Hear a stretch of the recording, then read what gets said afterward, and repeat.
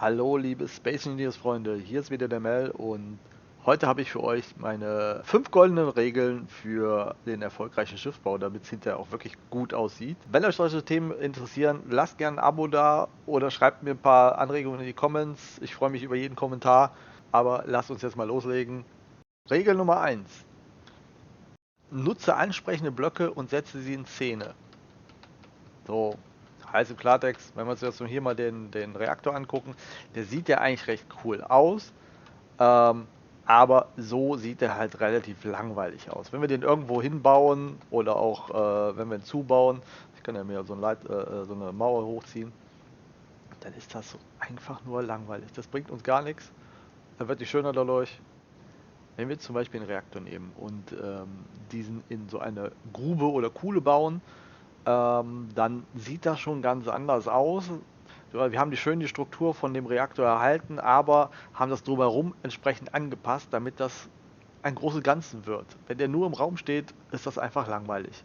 Regel Nummer 2: Baue langweilige oder nicht schön anzusehende Blöcke in Wände ein. Als Beispiel, wir haben jetzt hier sehr schön einen kleinen Batterieturm. Der sieht so sehr funktional aus. Ist nichts Schönes, es bringt jetzt kein Highlight oder sonst was. Da kann man sich einfach fragen, muss ich den wirklich so platzieren oder will ich den einfach gar nicht sehen? Wenn wir jetzt einfach das Ganze in eine Wand einbauen, wie wir es jetzt hier haben als Beispiel, ich zeige euch das mal gerne von der Rückseite, da sieht man, das ist der gleiche Turm, nur wir haben eine Wand umgebaut. Dann sehen wir zwar diese Batterien nicht mehr, aber wir haben das relativ schön optisch versteckt. Damit kann man was anfangen.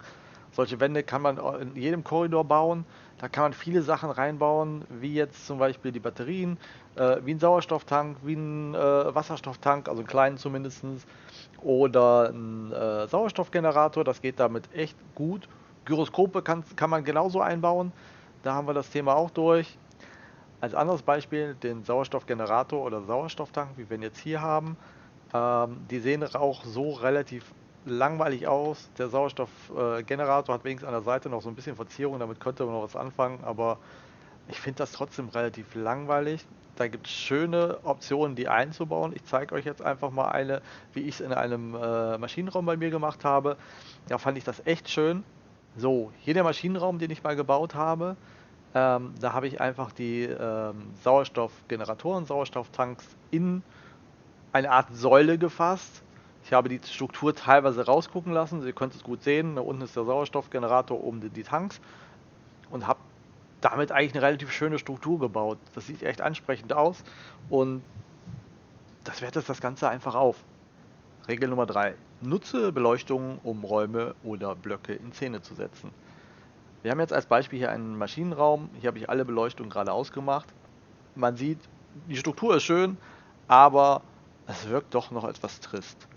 Natürlich, wenn es jetzt was heller ist, ist es okay, aber wenn wir mit Beleuchtung arbeiten und ein bisschen mit Farbe arbeiten, dann wirkt das ganz anders. So, hier haben wir den Maschinenraum mal mit Beleuchtung. Ihr seht, es wirkt ganz anders. Einfach mal, es wirkt heller. Auch durch die andere Farbgebung wirkt das Ganze nicht mehr ganz so langweilig neutral. Und hinten mit den Reaktoren, mit diesem pulsierenden, nach hinten weggehenden Licht, das setzt das Ganze wirklich ins Highlight. Auch die Sprungantriebe, ich gehe mal rüber, ne, ihr seht 4 Leuchten dran. Das wirkt ganz anders als einfach diesen Klotz dahingesetzt und es ist langweilig. Kommen wir zur Regel Nummer 4. Glatte Oberflächen sind langweilig und sehen nicht gut aus. Ich habe jetzt hier den Maschinenraum mal einseitig glatt gelassen. Ihr seht, es ist relativ langweilig. Da fehlt irgendwie was meiner Meinung nach. Also, was machen wir? Wir machen ein bisschen Struktur rein. Ich zeige euch einfach mal die andere Seite, wie es nachher aussieht. Ihr seht, ich habe hier nur ein paar Säulen reingemacht. Ich habe oben diese Schräge reingebaut und das wirkt schon ganz anders. Also, guckt, dass ihr sowohl innen als außen die Schiffe nicht wirklich einfach nur glatt macht. Eine glatte Oberfläche ist immer sehr langweilig. Da fehlt das Charisma, das Leben in dieser Struktur. Regel Nummer 5: Benutze Farben, um deinem Schiff den letzten Stift zu geben. Hier als Beispiel ein Schiff in ganz normalem Grau. Ihr seht, das ist relativ langweilig.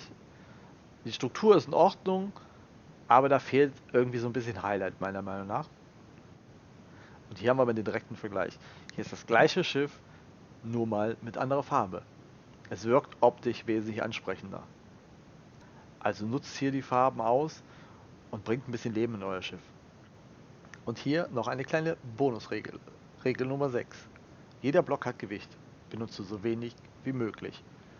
Speziell bei atmosphärentauglichen Schiffen werdet ihr sehr schnell merken, je höher das Gewicht ist, desto mehr Triebwerke braucht ihr, desto schwieriger ist es, dieses Schiff dann aus der Atmosphäre auch wieder aufsteigen zu lassen. Also verzichtet bitte da einfach auf die Blöcke, die ihr nicht wirklich braucht. Hier sehen wir zwei Schrägen, sehen optisch von außen gleich aus. Wenn wir uns aber mal das Ganze von hinten anschauen, sehen wir, dass wir hier unten eine ganze Reihe Blöcke einfach eingespart haben. Das wirkt jetzt im ersten Moment natürlich nicht viel, aber verhältnismäßig hochgerechnet auf ein ganzes Schiff kommt da einiges an Gewicht zusammen.